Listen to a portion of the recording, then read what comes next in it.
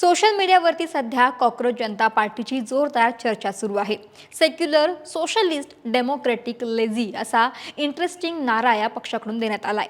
अवघ्या 2 दिवसात तब्बल 40,000हून अधिक लोकांनी या पक्षाचं सदस्यत्व घेतलंय। मीम्स, ट्विट्स, इंस्टाग्राम पोस्ट्स आणि व्हॉट्सअप स्टेटसवरती कॉक्रोच जनता पार्टीची चर्चा आता रंगली आहे। एवढंच नाही, त्यांनी त्यांच्या पक्षाचा जाहीरनामा सुद्धा प्रकाशित केलाय।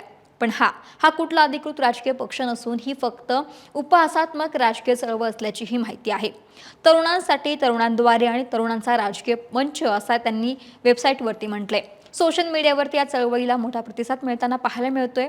तृणमूल काँग्रेसच्या खासदार महुआ मोइत्रा आणि कीर्ती आझाद यांनीही विनोदी शैलीमध्ये या गटामध्ये सहभागी होण्याची इच्छा व्यक्त केली आहे। यावरती कॉक्रोच जनता पार्टीनेही हलक्या फुलक्या भाषेमध्ये त्यांचं स्वागतही केलंय। कॉक्रोच जनता पार्टी ही अभिजित दीपके नावाच्या तरुणानं सुरू केल्याची माहिती आहे। यापूर्वी त्यानं आम आदमी पक्षाच्या सोशल मीडिया टीममध्ये काम केले। सरन्यायाधीश यांच्या विधानानंतर त्यांनी कॉक्रोच जनता पार्टी सुरू केल्याची घोषणा केली।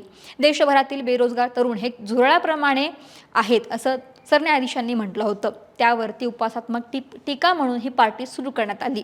आता या पक्षात येण्यासाठी काही खास अटी आहे। ते म्हणजे तुम्ही पक्षाचं सदस्यत्व होण्यासाठी बेरोजगार असणं, सतत ऑनलाईन असणं आणि तक्रार करण्यासाठीची क्षमता आली पाहिजे। नीट आणि सीबीएसई परीक्षातील गोंधळ, विद्यार्थ्यांकडून घेतली जाणारी फीज, निवडणूक प्रक्रिया आणि प्रसार माध्यमांचे स्वातंत्र्य यांसारख्या मुद्द्यांवरती त्यांनी भाष्य केले। पक्षाचा जाहीरनामाही प्रसिद्ध झालाय, ज्यात निवृत्तीनंतर कोणत्याही मुख्य न्यायाधीशांना राज्यसभेची खासदारकी देण्यात येणार नाही। तसेच जर कोणत्याही पात्र मतदाराचं नाव मतदार यादीतून हटवले जाणार नाही तर निवडणूक आयोगाच्या प्रमुखांवरती कठोर कायदेशीर कारवाई करण्यात येईल।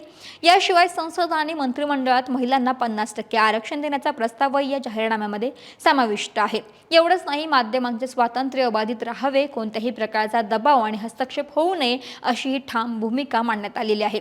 पक्षांतर करणाऱ्या खासदार आणि आमदारांवरती तब्बल 20 वर्षांसाठी निवडणूक लढवण्यास बंदी घालावं असं आश्वासन या जाहीरनाम्यामध्ये देण्यात आलेलं आहे। हा जाहीरनामा चर्चेचा विषय ठरतोय आणि त्यामुळेच राजकीय वर्तुळामध्ये याच्यातून प्रतिक्रिया उमटतायत। हा कॉक्रोच जनता पार्टीचा नवा ट्रेंड यंगस्टर्समध्ये मोठा फेमस होतोय।